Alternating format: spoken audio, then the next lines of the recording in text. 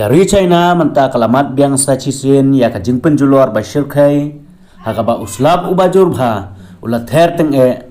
hakathan Guangdong bat Guangxi jong ka China ula penyap yasan ngut kibreu bat kala pelong ya ki kato katne banja arngai hakane katayo kat ba kibor penyai kila penmi ya kijing maham na kabenta uslab ubajur kajing slei bat kajing syak penjulur hake khendeu haki benta basha thi jong kari ka China's National Meteorological Center kala penmi bun sin ya kijing maham hakatiyo bakut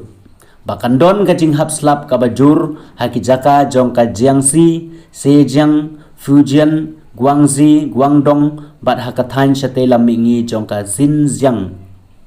nadu kasngi ublai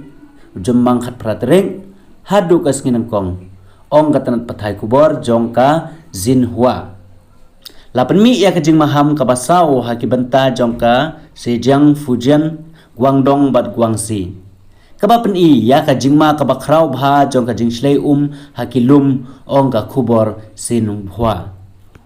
ka China ka don sau teli kirukom ai jing maham ya kajing long ka sun beneng ha ka bakarong sau kapen ya kajing maham ka bajur tam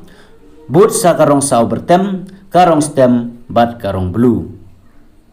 kajing shit jong kasun benang ha usnem baladep kaladon rengkat bat ki eryong ki bajur bat kajing hapslap ka bajur bat kalawan ra ya kajing kiu ha kajing pendon kambording hakari ka baar ha ka berthai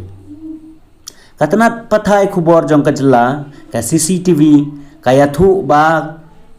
kala khmi lentiru ba kandon uslap ubajur nadu kasngi nangkong hadu kasngi balang haki jaka bakentup ya kathain satela mingi jong ka Xinjiang